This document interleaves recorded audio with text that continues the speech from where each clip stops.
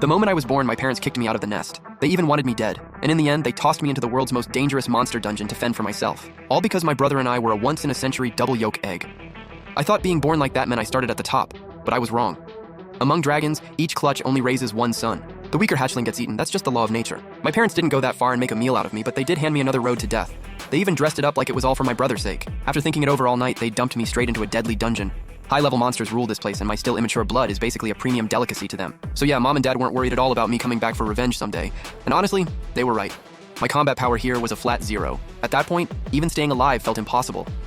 I managed to hide with my tiny body and avoid the high-level monsters. But after going so long without food or water, my life was slowly slipping away. Then, just when I was starving and desperately looking for anything I could eat, a faint sour milk smell suddenly drifted through the dark cave. It smelled sharp, kind of sour, and honestly a little funky. But my baby dragon instincts told me one thing. That was food. And only a dragon's nose could even pick up that kind of scent. At that point, I didn't care about the danger anymore.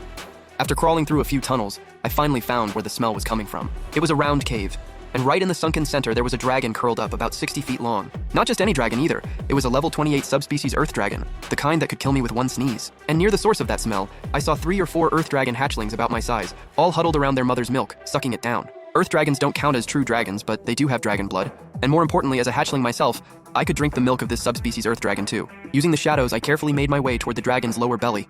And when I saw those 4 hatchlings up close, I couldn't help but freeze for a second. Thank God. Maybe because they had only just been born, none of them had opened their eyes yet. So I probably didn't have to worry about getting caught for freeloading. Once I made sure the earth dragon hadn't noticed me, I couldn't fight the hunger anymore. I latched onto the milk and started gulping it down. The sleeping earth dragon instantly got confused. She was probably thinking, which kid is this? Who's sucking this hard? But hey, a baby with a big appetite is a good thing, right? A mother's instincts kept her from interrupting her babies while they ate, so she didn't even open her eyes.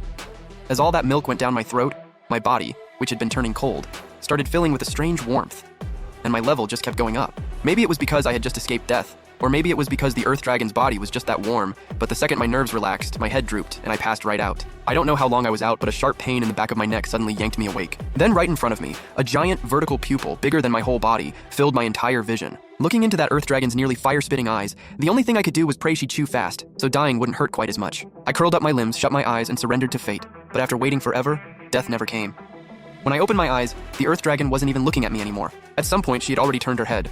The 4 baby earth dragons were nursing, then looking over at me, and suddenly, the look in her eyes got complicated.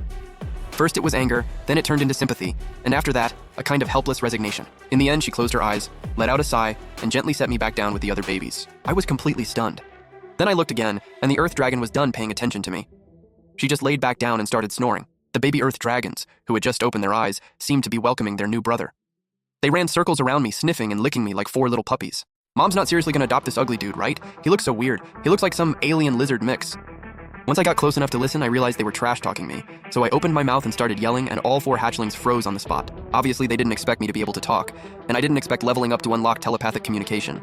Not only could I understand monster languages, but other monsters could understand me too. And just like that, I spent 3 pretty chill days living in that cave. During that time, I actually got along really well with the little guys. Sure, they roasted me nonstop, but they never bullied me. And because I looked small, fragile, and ugly, every time we slept, the 4 little guys would curl up around me. If anything at all happened, they'd jump in immediately and protect me. They'd keep saying stuff like, "Stay back, rookie. Don't make a sound. Quit getting in the way." But the truth was, in their own way, they were protecting me, an outsider, with real affection. Even though I secretly checked all 4 of their stats and found out they were way weaker than me, I never called it out. I just let it stay unspoken. As a rare super monster, I leveled up way faster than they did.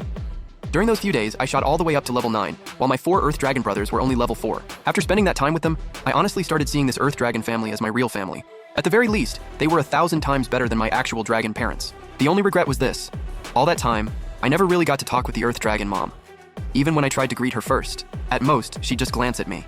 She never really acknowledged this outsider. I thought life was just going to keep going like that. But the next morning, a level 35 subspecies Kodo beast shattered that peace.